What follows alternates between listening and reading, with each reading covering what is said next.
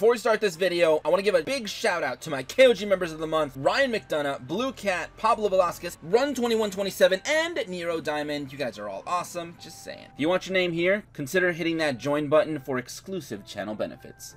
How's it going, guys? RNG Life here, and today, keep it on the down low, but the new main box, Infernity Destruction, has leaked. So we're gonna be taking a look at all the new cards in this main box, and we're gonna see if it's a viable thing, and we're gonna see what the best cards in this box are. So let's go ahead and get things started. First things first, you guys are probably seeing in the URs, we do have two rituals. Also, we only have what, like 1, 2, 3, 4, 5, 6, 7, 8.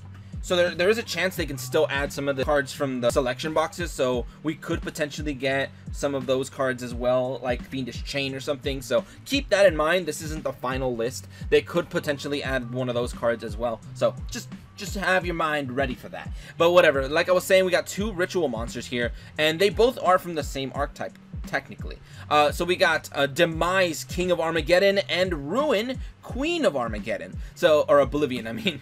Queen of Oblivion, there you go. So let's go ahead and read these cards, and we'll see what they can potentially do and if they're going to have an impact on the meta. So it says you can ritual summon this card with the End of the World. You can, or just End of the World. You can pay 2,000 life points, destroy all other cards on the field. Now that could be pretty spicy. I think I kind of see that being not bad. Pay 2,000 life points, destroy everything. Maybe equip them with a concentrating current, attack directly, game. The only thing is Kiteroid is a thing, and I definitely think he can get stopped with the Kiteroids, so it's kind of an all or nothing strategy. Maybe for OTK decks he could become a thing, but looks pretty cool. Next up, we got Queen, the Queen. So she's Ruin, Queen of Oblivion, and so is this guy also a fairy? He is a fiend, so it's like a half fiend, half fairy thing. So she's a fairy, and level 8, both of them. Yes, good. You can ritual summon this card with End of the World. When this attacking card destroys an opponent's monster by battle, you can activate this effect. This card can make a second attack in a row, which is pretty spicy. I kind of like that. That's actually not bad either.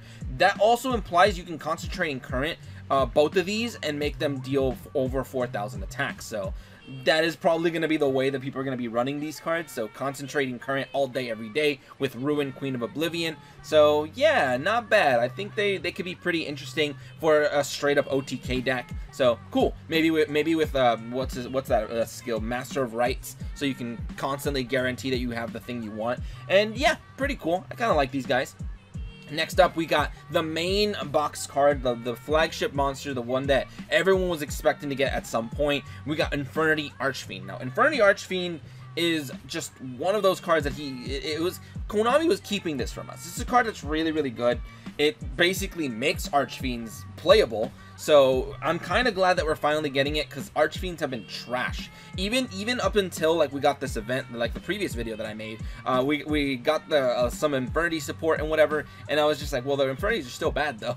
But now that we have it, Archfiend, I mean, it's looking a little bit better. So this one says, when you draw this card, if you have no other cards in your hand, you can reveal this card and special summon this card from your hand. When this card is special summoned, you can add one Infernity card from your deck to your hand. And you must have no other cards in your hand to activate resolve this effect. So yeah, you can either play it with a whole bunch of spells and traps, or maybe with some of the other Infernity cards, but I think it might work better as a control deck with just an Archfiend and a bunch of spells and traps that are just really, really OP.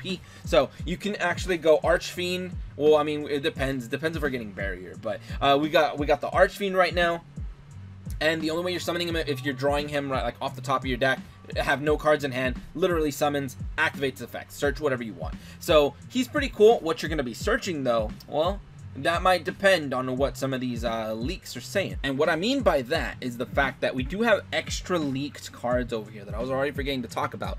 So we have cards like Infernity Barrier, which is like the main card Infernitys are famous for. If it is a Callan level up reward and not just an NPC card, then Infernitys are going to be seeing some potential power. Your opponent activates a spell or trap card or monster effect while you control face-up attack position Infernity monster.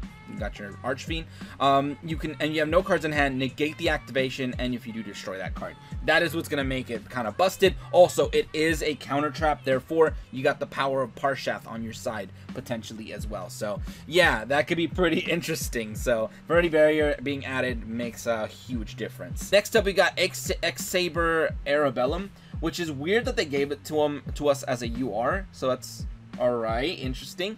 I guess we're gonna see where you're going. But I think the reason why they gave this to us as a UR is because of the fact that this guy is an not Earth, but level 3 tuner. So since he's a tuner, he's a level 3, and he has a pretty decent effect. They're just like, you know what? This is gonna be one of the staple tuners that everyone's gonna want to run.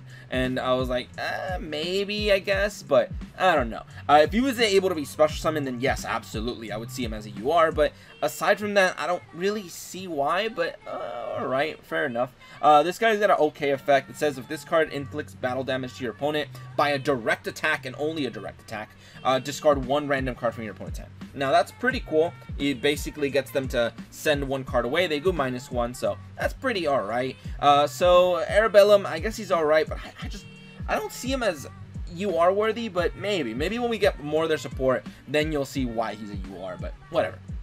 Next up, we got Samorga, Bird of Bringing. So we got the Samorga support. There's actually 2 Samorga cards. There's the Bird of Bringing, and then there's the Bird of Beginning, I think. Yeah, Bringing and Beginning. So that's the only difference, and pretty cool. So I will kind of read both of these at the same time and also say why one is better than the other. But yeah, so this is the UR for a reason. It says when this card is normal summoned, you can add 1 Samorga card from your deck to your hand except this card. So right off the bat, on summon gives you a search. That's why this card is really, really good. Now, this one over here has basically the same effect, but it's a tad bit different. It says when this card is normal summon, you can activate this effect. During your main phase this turn, you can normal summon 1 Samorga monster in addition to your normal summoner set. So that is usually going to be used to maybe tribute summon or maybe just summon another monster, another small lad. Probably the tribute summon though. So pretty cool right there.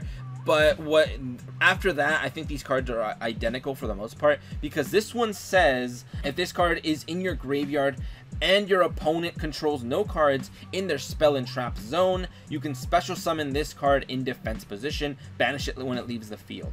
Also, you cannot special summon monsters from the rest of this turn except winged beasts. So there you go, no special summoning, but hey man, Monarch support, that looks pretty interesting. You can only use the effect of this guy once per turn, so cool. So there you guys have it. These two, both of them have the same effect for the most part, except for this guy lets you normal summon again, and this one lets you get a free search, and that's the difference. So moving on, we got Samorga of Darkness. Now here's their boss monster, and you're gonna see why Samorgs are in here. It says, well, face up on the field, this card is also wind attribute. Whatever, that's fine. Actually, that's important for one of their searcher cards. It's important that he's dark because reasons. So yeah, he's a dark, remember that. So you can only use the effect of this guy once per turn. If you tribute summon a dark or wind monster, you can special summon this card from the graveyard.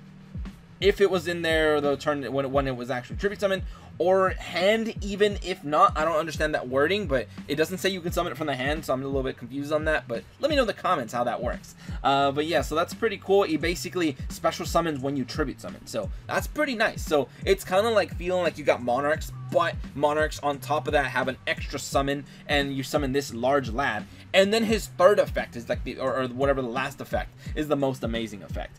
When a spell or trap card or effect is activated, quick effect by the way, you contribute 1 winged beast monster, negate the activation, and if you do, destroy that card.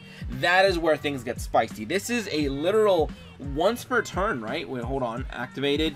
Not even once per turn, dude. As long as you have a winged beast monster, a winged beast monster on the field, you can pretty much tribute and negate a spell or trap. So that's what makes this guy real spicy. He's kind of like a bigger Shien. I don't know if it's gonna become kind of like that playstyle, but it's pretty cool. It's like a Shien, negates once per turn, and that's what makes him spicy. So yeah, that is pretty much what's gonna make Samorgs interesting. This is their Samorga Onslaught spell, by the way. This is SR. It says you can discard card, 1 Wing Beast monster, add 2 Samorg monsters with different attributes. So you're going to basically search the wind monster and the dark monster. That's pretty much what's going to get searched. You can banish this card from the grave, reveal 1 Wing Beast monster in your hand, and if you do, reduce the levels of monsters in your hand with that name by 1 for the rest of this turn. So it basically means you can only use it once per turn, by the way, but yeah, basically you reveal a level 7 Samorg that we have in the game. It's a level 7, you lower his level by 1, now he's only 1 tribute. So that's the benefit. It gives you the search of this guy and this guy, or maybe even this guy. I mean, depending on which one you want, but one of these 2 small birds and the big bird, you now reveal your other guy by banishing this card from the grave, make his level 1 lower, and then you tribute summon, and you can basically start piggybacking effects. So that's the benefit of Samorgs. That's gonna be their play. Now we are also seeing weather painters are in the game as well, which is kind of interesting. So we got the weather painter Snow right here. This one says when this card is normal summon, you can place 1 the weather spell and trap from your deck to face up. Wait, not face up. Yeah, face up in your spell and trap zone.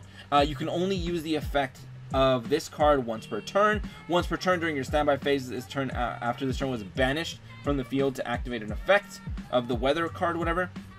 You can special summon this banished card. So you basically normal summon this thing and pull off a a spell or a trap, literally the kind of the SRs actually, of weather painter cards. So you can pretty much pick up one of these spicy SRs over here. So you can pick up like weather thundery canvas, which is a little bit interesting. I mean, I kind of like the ability of this because it has some synergy with the cards you're going to be placing.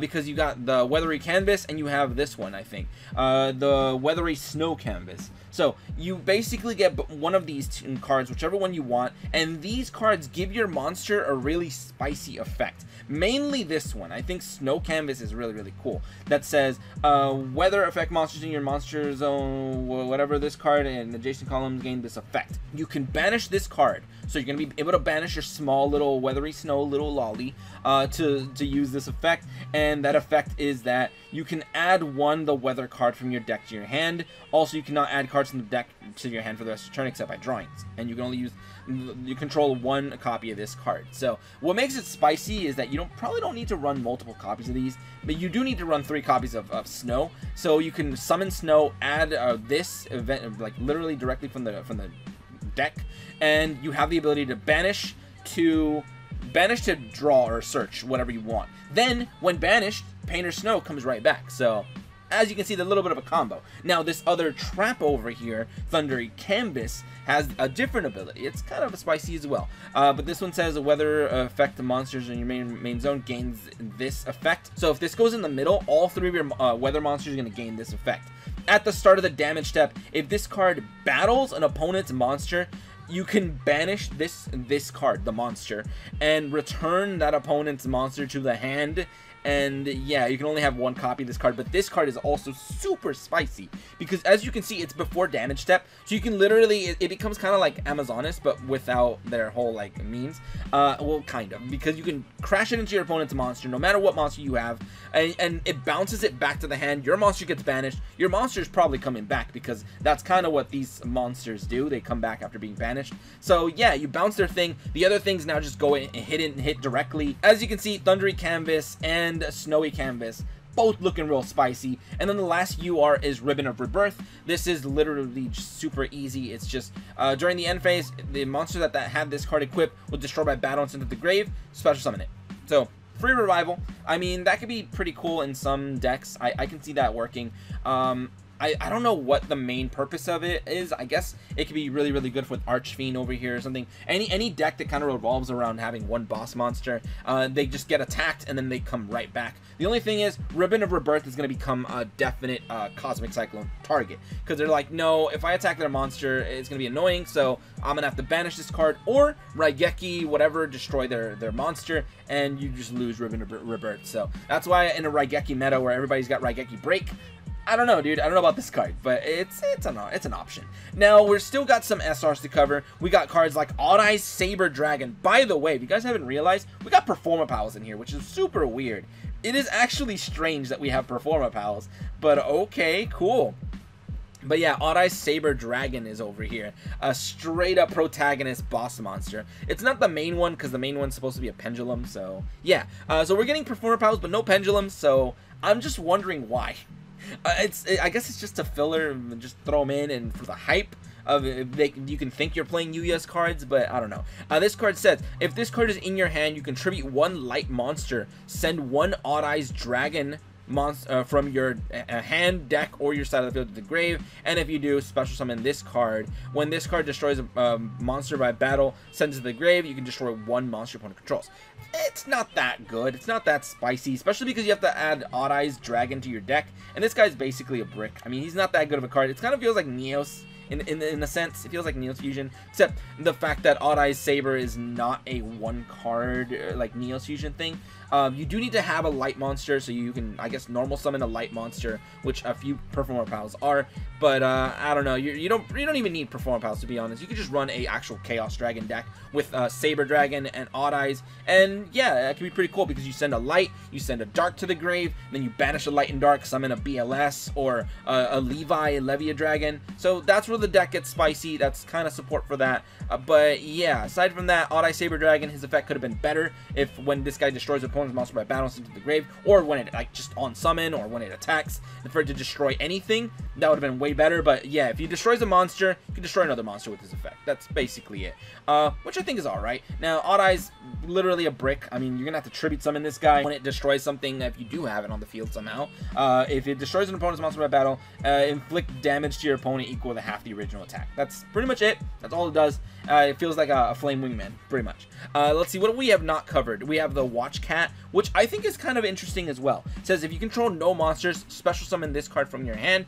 During the end phase, if this card was special summoned this turn, banish this card, set 1 continuous spell directly from your deck. So that's support for the Weatheries and all their shenanigans. It's also support for Infernity Archfiend, because we also are getting Infernity Launcher. So that's the reason we're getting Watch Cat. So yeah, that's what you're doing with that. I mean, I could see some synergy there, not bad. And it's pretty cool because it's literally, oh, free summon of Watch Cat, free on the end phase, free search of whatever one of these cards that I want. So yeah, I can see that being pretty decent. Watch Cat's not that bad. And it's also support for all continuous spells, by the way. So that's why I think Watch Cat is pretty cool. Infernity Launcher, by the way, I have not talked about this because I was talking about Archfiend. But this one says, once per turn, you can send 1 Infernity monster from your hand to the grave, and you can send this card to the graveyard, then target up to 2 Infernity monsters in your graveyard, special summon them. You must have no cards in your hand to activate and resolve this effect. So yeah, I think that's pretty good for Infernities because it lets you recycle your stuff.